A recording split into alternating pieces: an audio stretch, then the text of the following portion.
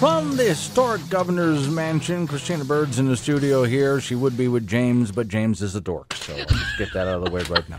No, he wasn't able to show up. What was his excuse for not showing up? I don't know that I have a good one. Okay, good. Okay, well, anyway, whatever reason, it's supposed to be the two of you, but it's just you. Good to see you again, by the way. It's been about a year. It has been about a year. We need to do this more often. And immediately you took down all of last year's decorations for Christmas and started putting up the new ones. Is that how that works? It feels like we plan for Christmas all year round. Now, for those who haven't been to Wyoming, Cheyenne, Wyoming's historic governor mansion during Christmas time, it's a different, you haven't seen it once, you've seen it all. It's a different theme every year. It's a different theme every year. There are different decorations every year. A lot of folks make it kind of an annual family tradition to come out every year to see what has changed and what is different, because we do so many different things throughout each and every season. And it keeps it fresh for us, and it keeps it fresh for the public. So now this is from, which first I found that the cellar was just fascinating.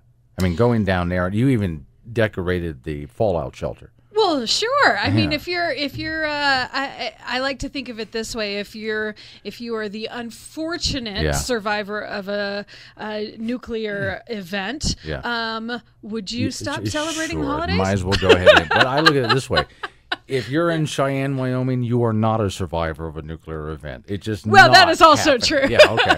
But now, how many floors from there? It's all the way up into the attic area, isn't it? We decorate each and every room, and I joke and I tease that we even decorate the bathrooms. But it's true. We even decorate the bathrooms.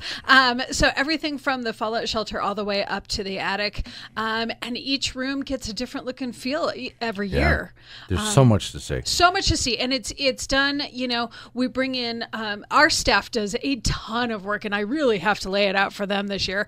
And we have a huge volunteer corps that really lays it out for us as well. And so by the time everybody is working on their Halloween decorations, we're knee deep into Christmas. Oh, okay. Tinsel through time.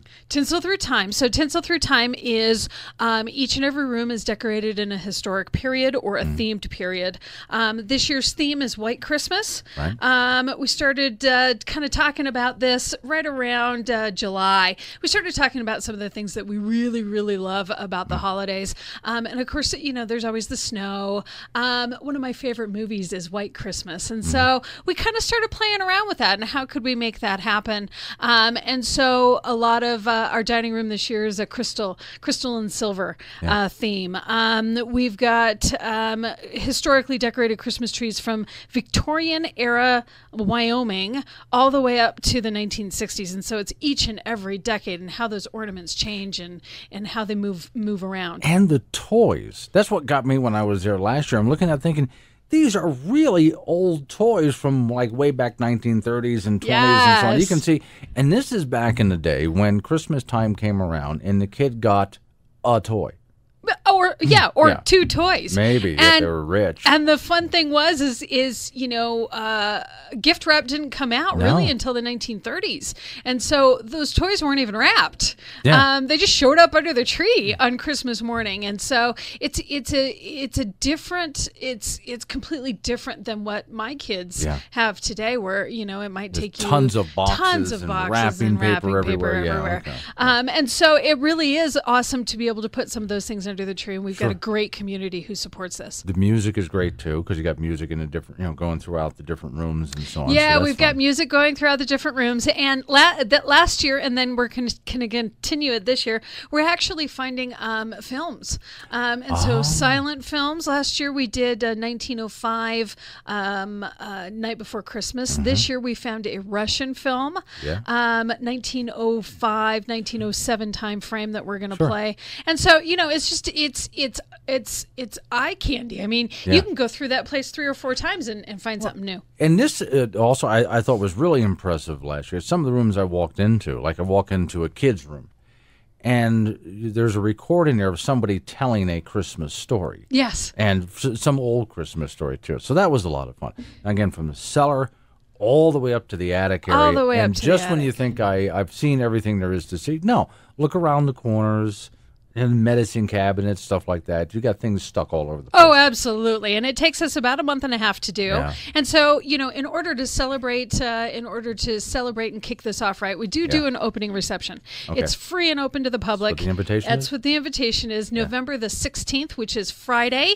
I know it's before Thanksgiving, but we want to kind of kick off that holiday season. 4 to 8, we usually do food. We've got some great partners this year, including Visit Cheyenne, who is an amazing partner with us in getting the word out. Girls Gone Gourmet Catering, Pinnacle Bank. We've got some great partners this year who've been able to help us kind of take it to the next level. Okay, so if somebody wants to go to this, again, they need to be exactly where and when, and you say it's just open to the public? Open to the public. Okay. Come and go whenever you need. So the 16th from what time to From what time? 4 to 8 p.m. Right. Okay. 4 to 8 p.m. And come before dinner, come after dinner, come a little hungry. We'll give you some food. Girls Gone Gourmet Catering is going to do some food for us. And so we've got carolers. The Capitol Chorale comes out. Wow. We have a pianist who plays. You might be familiar with Bogey Bogensberger. He's kind of love the name. a mansion favorite, and so he's out there during that time. And then of course we go to our regular season hours, which is Wednesday through Saturday, 9 to 5. Yeah. Okay, now, so if someone wants to go take this tour, it's how much? Just anytime they want to. Anytime you want to. We don't charge an admission fee. We do have a suggested donation. Sure. Of $5. I mean, we're you're good. Yeah. Okay. Yeah. Come on in. So Come on okay. in. And for those people who need to know where it is, obviously Cheyenne, Wyoming, and obviously in the downtown area in Cheyenne, Wyoming.